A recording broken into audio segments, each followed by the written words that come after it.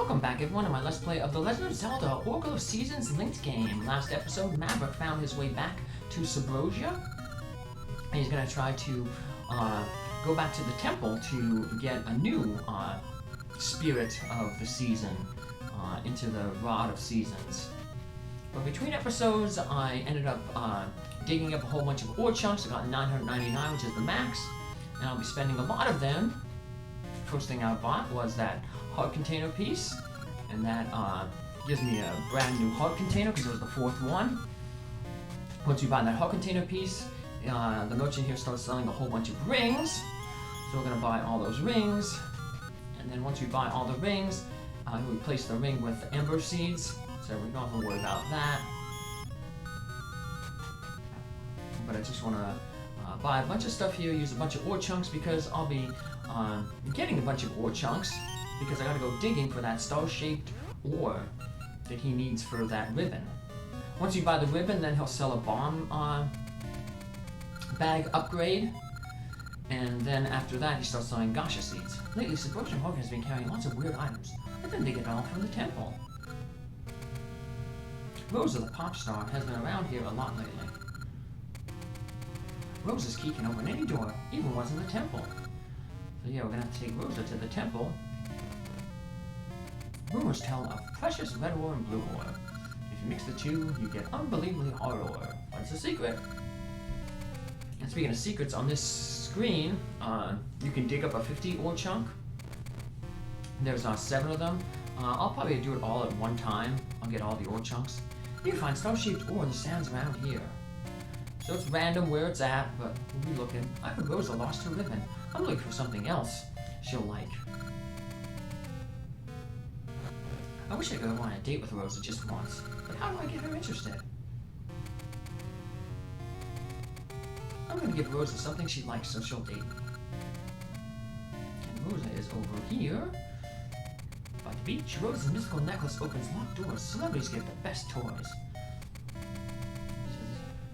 My name's Rosa. My favorite ribbon floated out to sea. I, wanted to go explore the temple, but I can't go out like this. Well, let's go buy that ribbon. First, we gotta find that star-shaped ore. So basically on this screen, the screen to the south, and the screen to the west and southwest, those 4 screens where you can potentially find the star-shaped ore. You just gotta dig around and hopefully get lucky.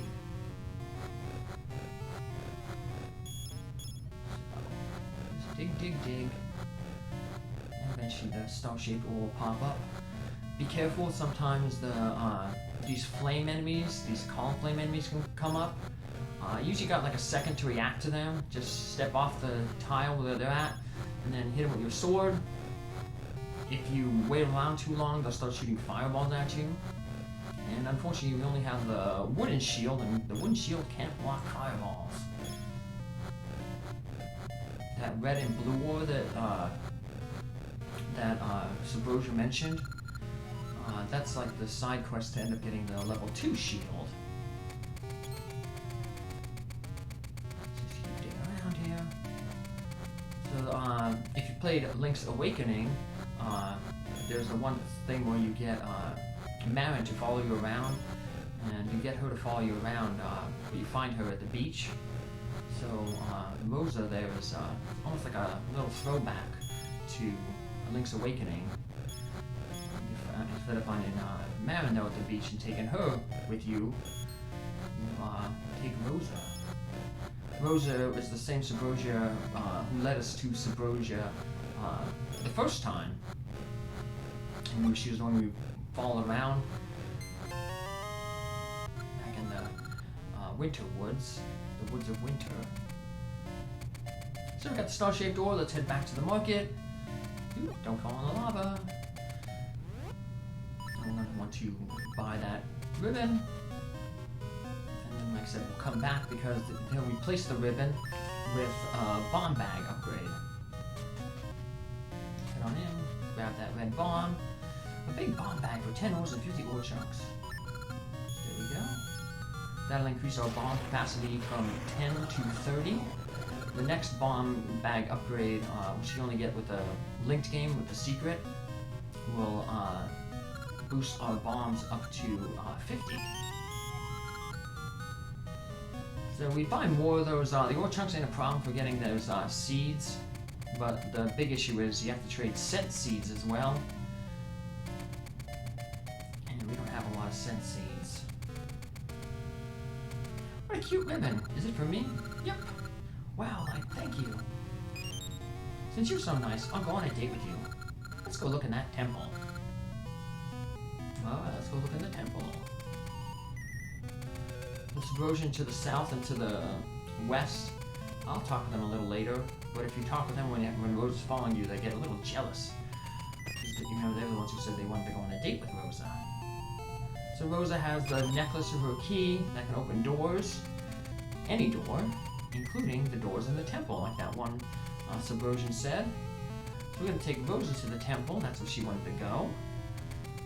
And she'll be able to unlock the Spirit of Summer in the northwest. She opens the door. There's a few other doors in Subrosia, but we can't reach them yet. So after we take Rosa on this date and we drop her back off, where we found her, she'll say like, hey, that was a fun date, I'd like to do it again sometime. So that's your clue that, you know, you might need Rosa again. Have you come into a world hero? I'm the Spirit of Summer. In summer, vines grow tall and creeks dry up. Remember that. Ancient Hyrulean legends say the hero just destined to overthrow evil has a Triforce on his left hand. Perhaps you are this hero. Now I shall grant you the power of the Spirit of Summer. So the rod is half powered up. On the top, call for the summer. Let's go talk with the statue again. There we go. Please hurry to Din's aid. Okay. First, let's be a gentleman and take Rosa home. Or at least back to where we picked her up. Yeah. A good gentleman whenever you take a lady out on a date. Take her home. Make sure she gets into her house safely before you leave her. That's what Maverick's doing right here. Maverick was raised right. Just like Data. Data did the same thing. He took Rosa back after the date. You don't have to take her back. She'll automatically stop following you if you take the portal back to the overworld, to Holodrum. But, like I said, it pays to be nice. It doesn't take too long to get her. Plus, I want to show off what these guys say. Look, they jumped. I'm so jealous. I want to date Rosa. Yeah, it's just this one. The one to the south there doesn't say anything.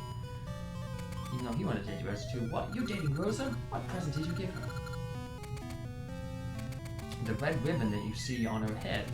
She didn't have it earlier, so you obviously weren't paying attention. Girls like it when you pay attention to them. It's so much fun. I hope you'll ask me out again. It shows that you have an interest in them. That's Subrosian. He needs to pay closer attention. Situational awareness, we called it in the army.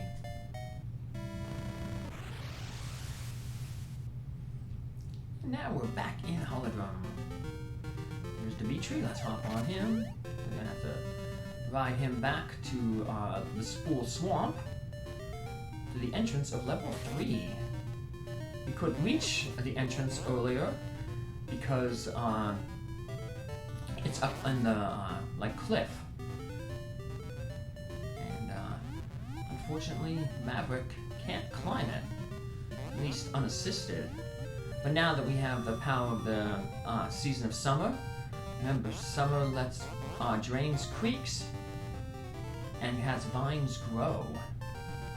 So we'll be able to use the power of summer to create some vines to grow, and that allows us to enter the third dungeon, the Poison Moth Lair. To be shaped like a moth. Let's head on in. So the boss, not a boss from the original Legend of Zelda, but it's a boss basically from, kind of like the one from A Link to the Past, the third Dark World dungeon. in the Lost Woods, there was that moth that flew around. Luckily, the moth in this game, good defense is the best offense against spikes. So that's why earlier there was that Deku Merchant shrub that offered to buy you a shield. Because if you don't have a shield yet, you need the shield to progress through this dungeon. That door up there doesn't open until you defeat all the enemies. The only way to defeat those spiky totals, or spiny, I guess I call them from the Mario Brothers, is to have them charge you, and then when they hit your shield, they bounce back and their weak underbelly is exposed. There you go. A new little gimmick up there, the trampoline. And we can't reach that thing because I see there's a hole there between where the platform goes. So it's giving you a little bit of a clue with the trampoline there, and then that hole, basically letting you know that you're going to get an item that allows you to jump. And that's going to be the box feather. The base Legend of Zelda game, you just got a boring step ladder across one-tile holes. Now we're going to be able to jump. There you go. Pull out your boomerang and throw it at those bubbles, that knocks them out. And one of the reasons why we need the jump is if you touch that button, as you can see, the floor crumbles down. That takes us over to the mini-boss and eventually to the boss. But currently Maverick can't pass that button, because if he tries to get past it, he's just going to walk over it, trigger that trap to start, and the floor's going to fall away and won't be able to progress. Push that roller, push that block. Now we've got a key. We can head up to the next floor. Get your flute ready because we're ambushed by two Poles' voices. So, otherwise you have to bombs and not particularly great. Speaking of bombs, there's going to be a treasure chest up here with bombs in them. And it's going to be a pretty obvious place to bomb. Right there where the wall looks a little different, or the floor is different. Throw a bomb there. And we get the map. I'll show the map off then. Do some more sense seeds. I'm going to go back to the market, Subrosian market later, because there'll be some new items that are eventually available. But yeah, see the basement floor that looks like a moth, and the top floor looks kind of, I guess, like a moth egg maybe. Here's a little puzzle. We have 3 red statues on the right and 3 purple on the left. So we just have to line the bottom up, push the red one over to the side there. You have to do it like that, because if you push the purple one over to the right, you can't get beyond it to push it back. So there we go. Pretty simple puzzle, but still breaks up the dungeon from just pure fighting. Got these worms. Can't believe how many hits they take. So I'm just gonna use the boomerang here to destroy these bubbles, because it's kind of like a tight passage here. And speaking of tight passages, we got this tight passage here with these guys. They can knock you down. If you fall down, it's okay, because there's a, you saw there was a staircase there over to the right. And that just, if you fall down, you'll be able to just take that staircase right back up. And you actually kind of want to fall down, at least if you're doing 100%, because there's a treasure chest down here. It only contains rupees, but rupees are rupees. Box feather now allows us to jump. The darker water we can't swim in. And if we walked all the way to the left, you notice there's a ledge with a staircase on it that you can't get down, that you can't reach that ledge, at least from below, but we can reach it from above. Now that we have the box feather, we can jump onto this platform, fall down this hole on the far left, and that takes us to the staircase I was mentioning. Here we got our first little side-scrolling area here. If you fall down, there's just a bunch of spikes. There's a moving platform, though, down there on both of these screens. So if you fall down the spikes, you can jump on that platform and ride back to safety. Let's head on up.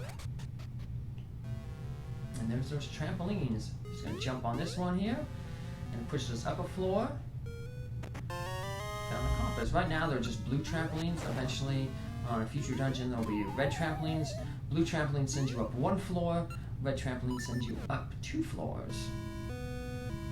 And the game is nice. It usually puts a tile where you're supposed to move the trampoline. Jumping up will send you even higher. So it started in the upper left. We're going to push it to the lower right. Hop back on.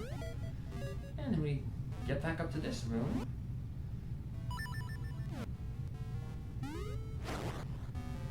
Destroy those blobs. Just a combination of the power bracelet and the Rock's Feather. Let you push these these cylinders out of the way.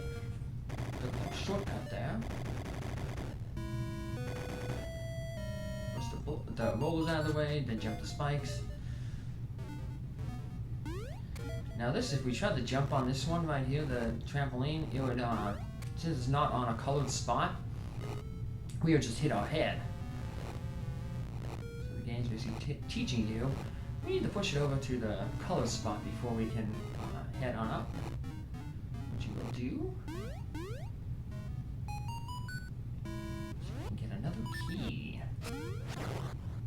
A lot of item switching. Hop back down. We'll go to another side-scrolling area here. And this will take us back to near the beginning of the dungeon. There's that platform that we couldn't reach, that green moving tile, because it didn't go all the way to the edge of the floor. We're basically going to be exiting out there. Yep, we can.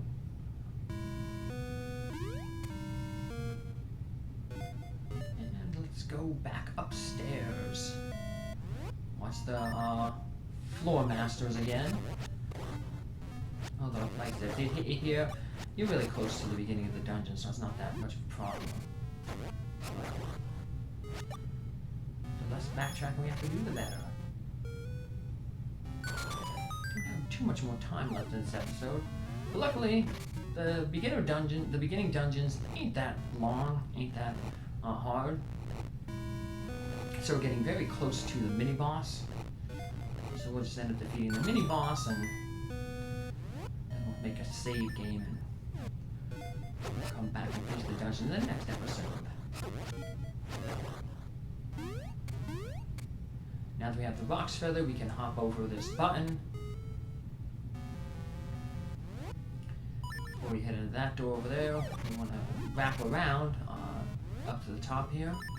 The Rock's Feather lets us jump the trap. We got mystery seeds, so throw it the owl.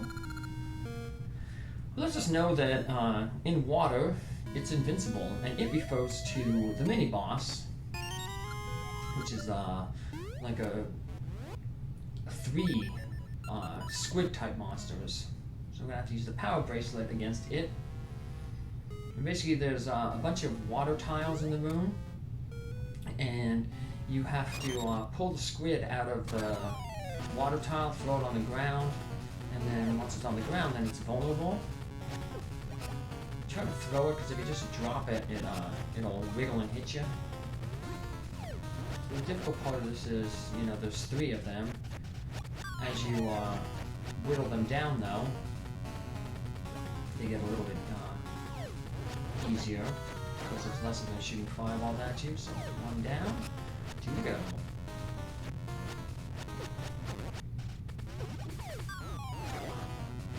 Left 1 round, 2 down, last 1 to go.